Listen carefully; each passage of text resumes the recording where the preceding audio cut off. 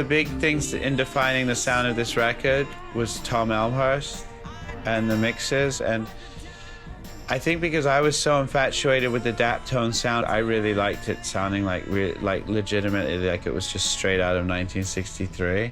And that's how we had until it went to Tom to mix it.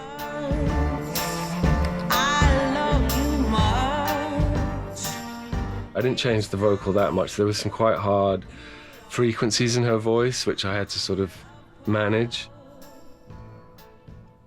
And we also printed a reverb track of her, so just her vocal dry on its own. He left no time to regret. And then to add in some flavor. Kept his dick wet with his same old safe bet. So that sort of immediately gives it, for me, nostalgic sort of sound that you would have heard more in the 60s and 50s and so on. And I remember going to the studio and realising that he had found another 30–40% in terms of making the record sound finished and giving it depth and perspective, and Amy's vocals. With his same old In the beginning, I hated it. And then I realized what he'd done was kind of amazing, and he'd really brought something that could have just sounded maybe a bit like a postcard to 1964 and made it sound thoroughly modern and tough. Get on without my guy. You went back to what you know. So far removed from all that we went through. And I took a troubled track. I write songs because I'm like fucked up in the head and I need to put it on paper and then write a song to it and sing it loads to feel better about it and have something good out something bad. We only said goodbye with words. Mark would say that songs just wrote themselves. They really did. You go back to her and I go back to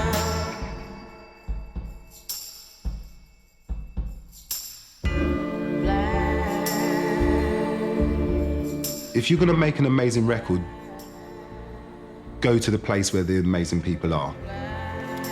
Send the girl from Camden, you send her to New York, and you send her to Miami. Let her hang out with great people.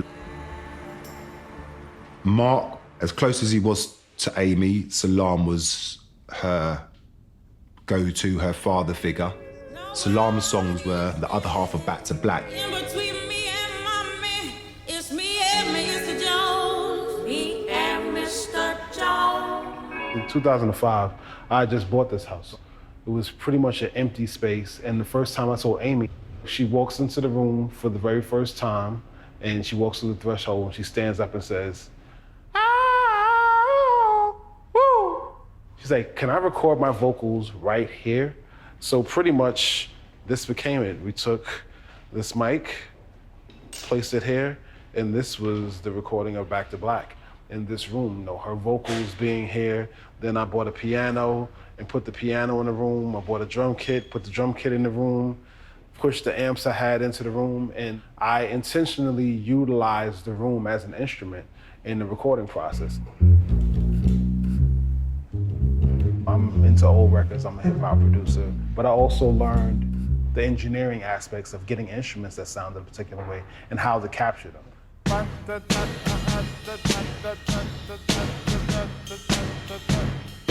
And the way I played the piano and the bass, it kind of kept the groove going and the fun stuff. But, you know, just experimenting with instruments that sound like break beats and old music, ways of figuring out ways to play it, to capture it, because still we were utilizing not even a full studio of equipment. Some simple at-home tricks. You know, there's this funny story where we were recording me and Mr. Jones, and Amy was making tea in the kitchen in the next room, and the kettle went off halfway through the song, but we didn't necessarily hear it. Then as the song's going off, we just hear it run off. And then I'm like, what happened? So when I listen back to the vocal, halfway through the song, the tea kettle starts. And it's there in the record, but you never actually hear it, but it's like a high frequency. I might let you make it up tea kettle. Who's playing Saturday?